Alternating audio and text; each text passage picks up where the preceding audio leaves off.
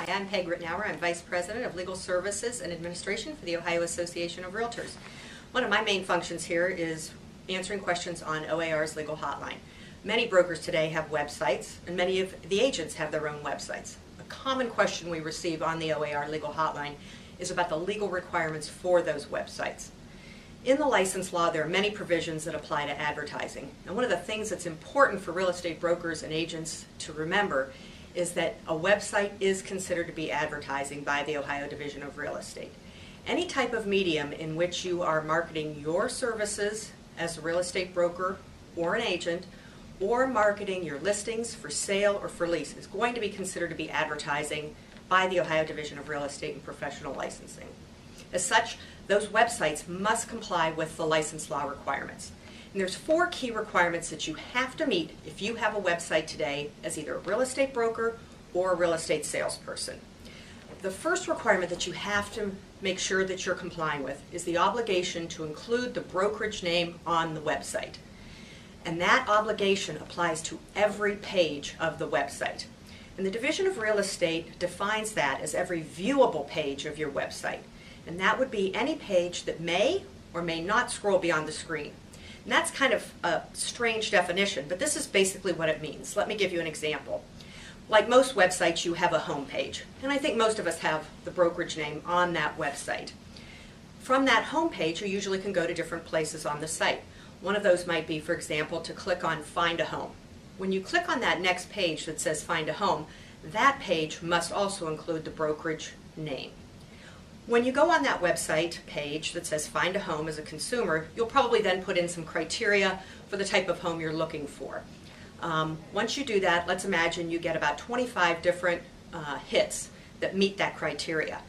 Obviously, all 25 of those listings aren't going to be displayed on one page on your screen, and instead you're going to need to scroll down to view all of those 25 listings.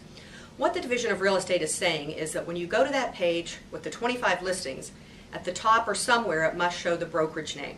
But as you scroll down and the brokerage name goes off the screen, that's fine. The brokerage name doesn't have to be on the screen at all times. So the main thing you want to remember is your brokerage name has to be on your home page. Anytime you click to go to another part of the website, the brokerage name needs to be there. The next thing that's important to remember is that if an agent's name is included on the website, the agent's name cannot be more prominent than that of the broker. And in determining prominence, the Division of Real Estate is going to look at a couple factors.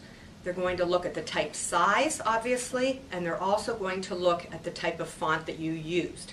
They may consider certain fonts that are bold to be more prominent than other types of fonts. The other thing they may look at is placement. They're going to want to make sure that the placement of the brokerage name is clear and is prominent. When you're comparing the size of the agent's name to that of the brokerage name, something that many brokers don't realize and many agents don't realize is that the Division of Real Estate will not take into consideration any type of franchise name, such as RE/MAX or Century 21 or Better Homes and Gardens or Keller Williams. They're only going to look at the actual brokerage name as it appears on their license, and those franchise names are usually not part of the license name. So when you're comparing the salesperson's name, compare it to just the brokerage name without the RE/MAX, Century 21, or any type of logos that those brokerages might have. The third requirement that you want to make sure that you're meeting is your duty to keep your website up to date. And what the license law requires is that if you have any information on your website, such as a listing, and that listing either expires and you do not get it renewed, or that listing is sold, that you have a duty to update that website within 14 days to reflect that that's no longer a current listing.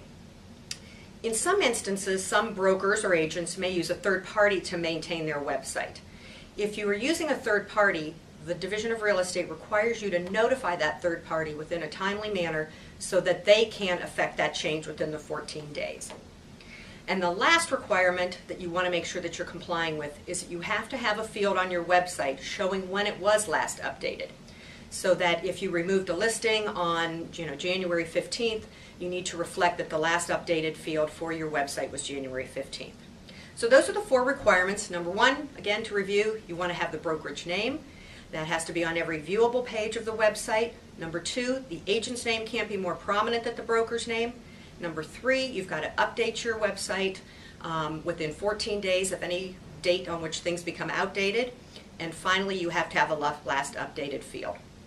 We have a lot more information about advertising requirements on the OAR website. It's under the legal section, and there, if you go to white papers, you'll find a white paper on advertising that discusses not only internet advertising, but all of the advertising requirements, and it also covers fair housing requirements, Regulation Z, and a lot of wealth of information. So I want to thank you today. If you have any questions about advertising, I'd suggest you visit that website. Thanks.